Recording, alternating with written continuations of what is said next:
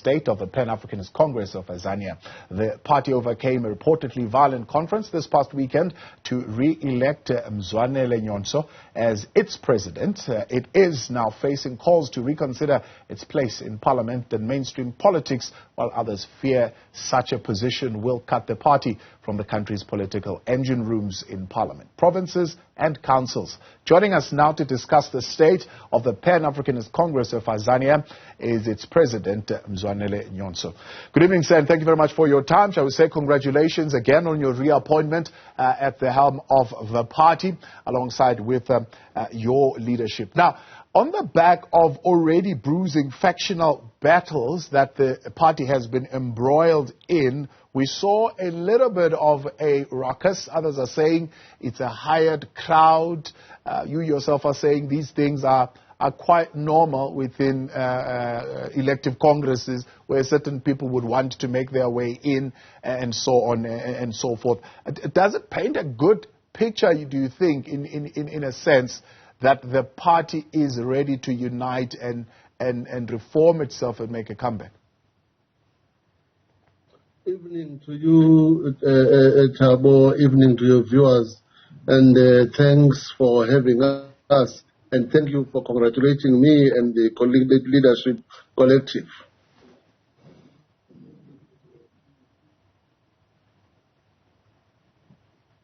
Yes, my question is, the brawls that we saw this past weekend, does it augur well, especially on the back of already bruising factional battles within the party, long legal disputes over leadership and so on and so forth?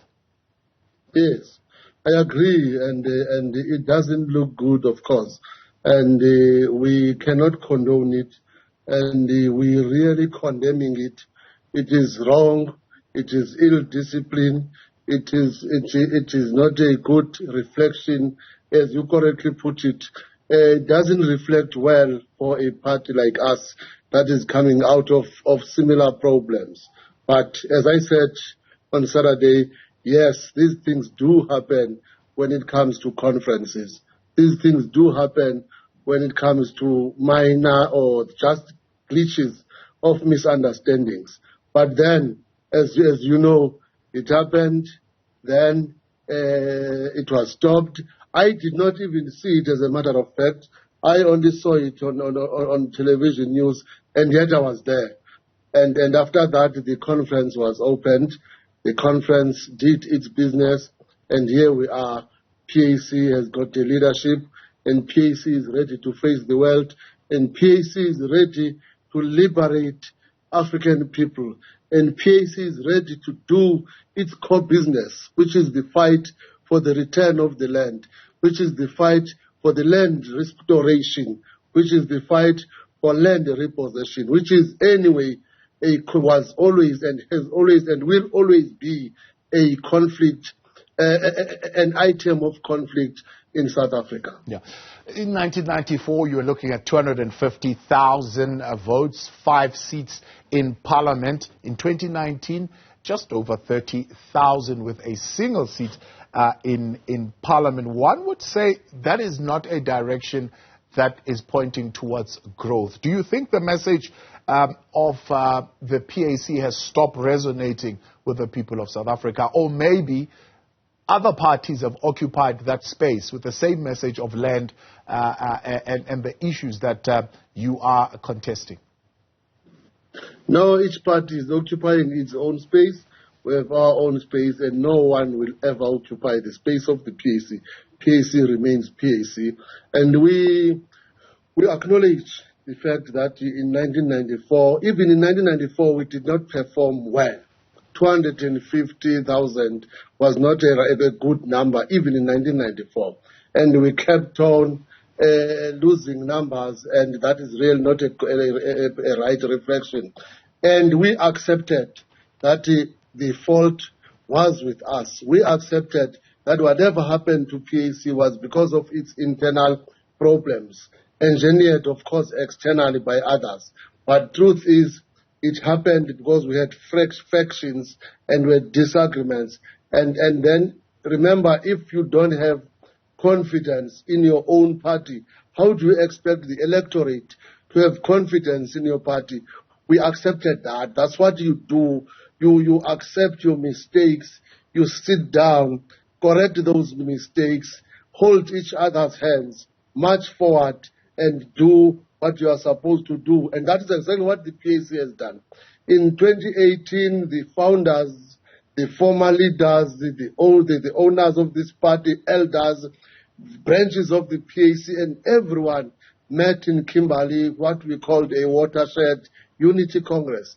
We charted the way for this PAC that we see today. This united PAC that contested elections last year with only 11 seats nationally, but after elections we had 23 seats. And this PAC that we are sure that we will build from what we got last year and benchmark with it and go forward to 2024, where we would really want to make an impact. Because all we needed was a space to focus in campaigns, a space to focus in taking our message. Our message is very simple. Our message can be difficult to take it out there to the masses. It resonates well with the people because we talk about land, and land is what our people want, and land is what belongs to them. It talks about real liberation, and PAC, that is what it's talking about. Because once you have land, you have dignity, and that's what African people want: dignity, and they want protection, and they want their own land. They want to call their souls their own. And now we have time to do that. It does not mean our message was not getting clear. It resonates very well with them, but we had our own mistakes. We have since corrected them. We are ready to liberate this country. We are ready to take our people forward. We are ready to fight for what rightfully belongs to us. We'll take the PAC straight to the center stage of politics. We are moving out of periphery now. We are going to fight for what belongs to us, and then only time will tell. Yeah. Uzobona, Mr. Mzoli.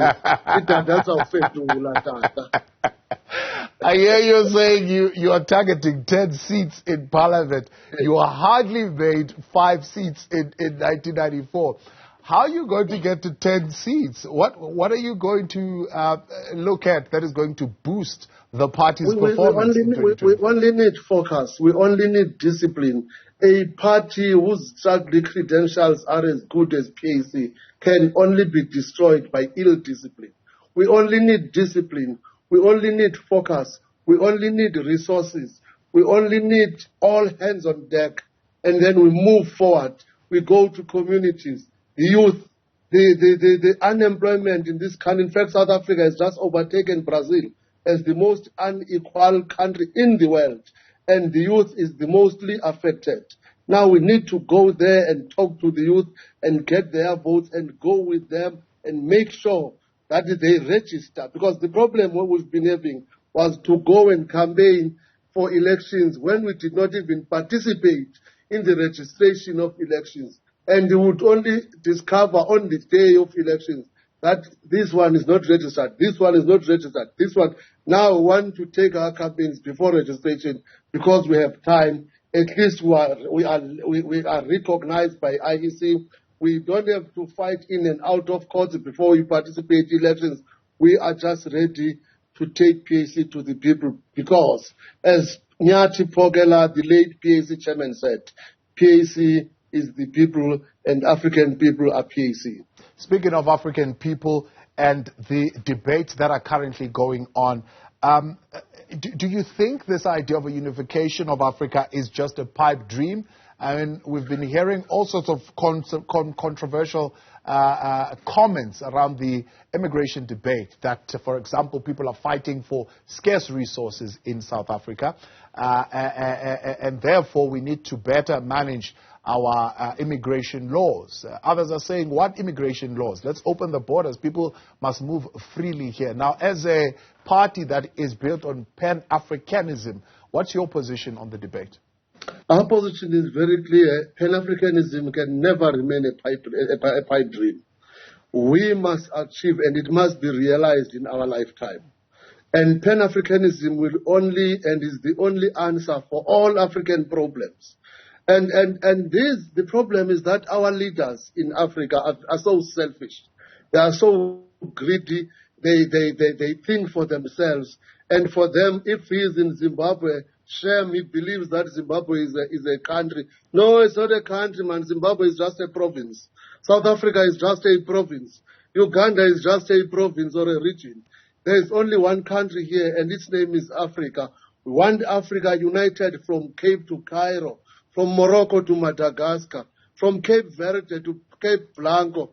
Everywhere, every square inch of our land, there must be one central government, one currency, one passport, one army, and one people. And that country is called Africa. If we can have that, we won't have any problem of immigration. And South African people must not overprice themselves and behave as if South Africa is better than all African countries. When people are coming here, it's because they are exploiting blah, blah, blah, weak immigration laws, as if South African people themselves are happy. We are not happy. We are suffering as people of Zimbabwe. We are suffering as people of Uganda. We are suffering as like people of Nigeria.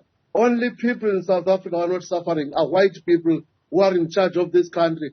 And others who are suffering are those who are in government, those who are managing this country on behalf of white people. Otherwise, generally, black people and Africans are suffering. They never attained any liberation, only freedom to say what they want, only freedom to go to the sea and make love with white people, only freedom to go and spend your time in hotels. Otherwise, the liberation was never about that. It was about land. And Africa must unite so that we have what Kwame Nkrumah and Sobukwe called the giant state of Africa. That will be equal. In fact, it will be more powerful than Europe, right, America, East, and all of them combined. And they are scared of that giant monolithic state because they keep on exploiting our resources. They keep on super exploiting our people in order to get super profits. And that is what we must fight. Unification of Africa must be realized. It is not a pipe dream. And it must be realized in our lifetime. Mzwanele Nyhontso, the president of the Pan-Africanist Congress of Azania. I appreciate your time. Thank you very much for coming on tonight.